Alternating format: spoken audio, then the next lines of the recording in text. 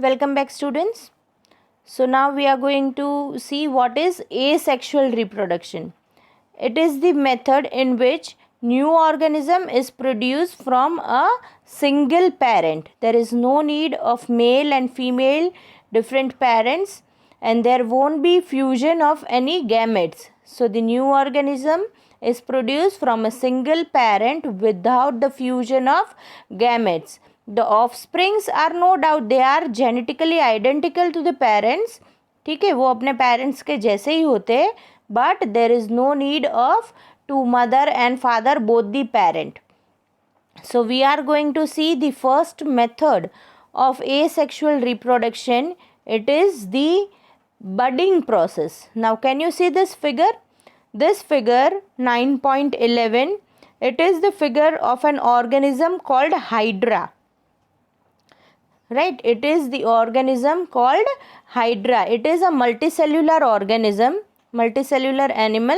Right, now in this animal, how does the reproduction takes place? In its body there starts a growth of a bud. A small bulb like outgrowth होता है उनके body में. You can see in the first figure. आप नीचे की तरफ देखो, एक छोटा सा बल्ब जैसा ग्रोथ स्टार्ट हुआ है.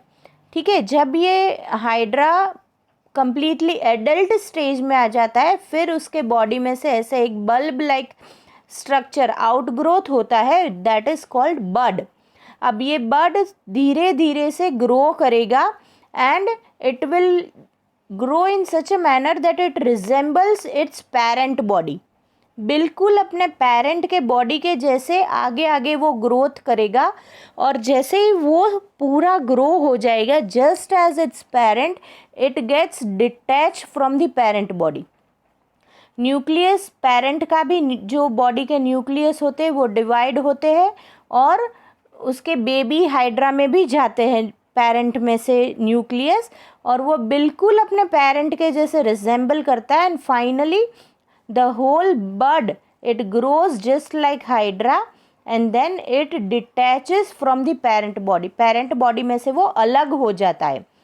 after it starts its independent life, उसके बाद वो अपनी इंडिपेंडेंट लाइफ शुरू करता है. उसका भी कंप्लीट एडल्ट स्टेज आ जाता है, and then even it starts the production of bud and then the production of a new hydra.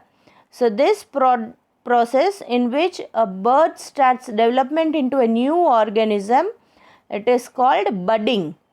ये क्या बोलते हैं इस प्रोसेस को? budding. It takes place in hydra. hydra एक एनिमल है, मल्टीसेल्यूलर एनिमल.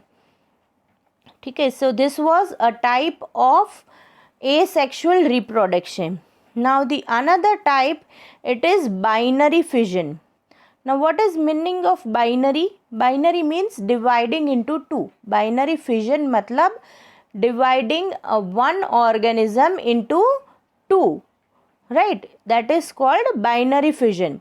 अब ये किस में होता है? It is also a type of asexual reproduction and it takes place in amoeba. We have learned about amoeba previously also. So amoeba reproduce by the process of binary fission. अब इसमें क्या होता है? अमीबा, देखो ये structure of amoeba है, figure A. जैसे ही amoeba अपने एडल्ट स्टेज में आ जाता है, वो अपने न्यूक्लियस को डिवाइड करता है. The nucleus of amoeba, parent cell, it divides into two. दो न्यूक्लियस, आइडेंटिकल न्यूक्लियस बनते हैं. जैसे ही दो न्यूक्लियस बन जाते हैं, उसका साइटोप्लाज्म भी डिवाइड होना शुरू कर देता है. And then the cytoplasm also divides and it gives birth to two daughter amoeba. ठीक है, दो एग्जैक्टली आइडेंटिकल अमीबा बन जाते हैं. अब जब ये डॉटर सेल्स है, ये भी कंप्लीट एडल्ट स्टेज में आ जाते हैं, they will also undergo the process of binary fission. और ये जो दो डॉटर अमीबा है, उसमें से अगेन 4 डॉटर अमीबा बनेंगे. ठीक है, so this is the process how amoeba reproduces by asexual mode. ठीक है, सो एक पेरेंट सेल में से 2 डॉटर सेल्स डिवाइड होते हैं, प्रोड्यूस होते हैं So this process is known as binary fission. It means division into two. Right. So this is a type of asexual reproduction which we are studying in this chapter. Right. अब हम एक story के बारे में जानेंगे which is about the cloning. Now have you ever heard about the process of cloning? Cloning क्या होता है? Cloning, it is the production of an exact copy. ठीक है, किसी कंप्लीट ऑर्गेनिज्म का एग्जैक्ट कॉपी बनाना, ठीक है, दैट इज कॉल्ड क्लोनिंग. अब क्लोनिंग के बारे में एक बहुत अच्छा एग्जाम्पल है, that is production of Dolly. एक साइंटिस्ट था इयान विल्मेट और उनके कलीग्स ने ये एक्सपेरिमेंट किया था. ठीक है, रॉसलिन इंस्टीट्यूट में ये एक्सपेरिमेंट उन्होंने स्कॉटलैंड में किया था. What they did is they did the experiment on a Finn Dorset sheep and a Scottish black eve.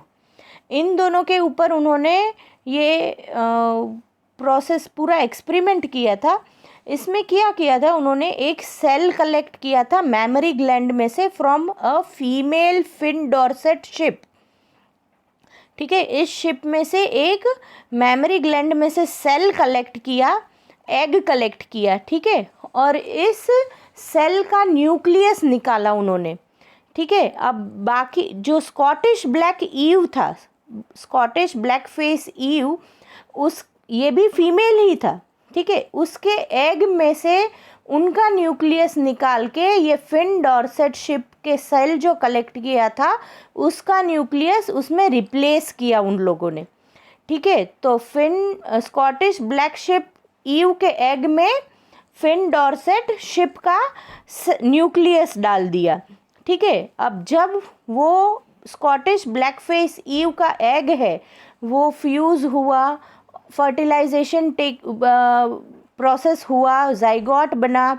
ठीक है, और तब जब फिर आगे आगे पूरा डेवलपमेंट हुआ and when a baby ship was given birth, उस शिप में फिन डॉर्सेट शिप और स्कॉटिश ब्लैक ईव दोनों के कैरेक्टरिस्टिक्स थे. Right, and that ship was given the name Dolly.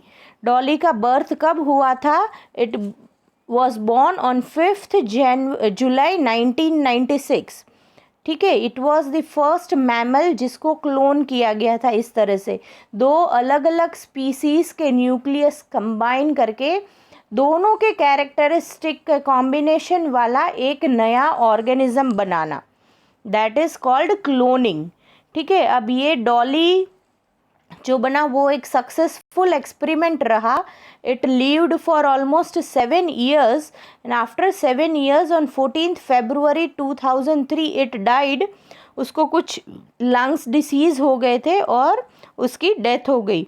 पर during its life span of 7 years Dolly ने खुद के भी कई इंडिविजुअल्स को बर्थ दिया है, खुद के भी कई ऑर्गेनिजम्स को, उन यंग वंस को उसने बर्थ दिया था. ठीक है, it gave birth to its many offsprings also.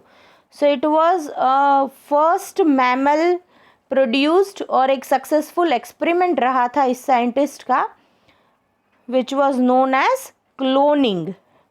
ठीक है, so this was all about the reproduction in animals which you were supposed to learn in your this grade. Hope you all understood it very well. Go through your textbook chapter. Right? Thank you.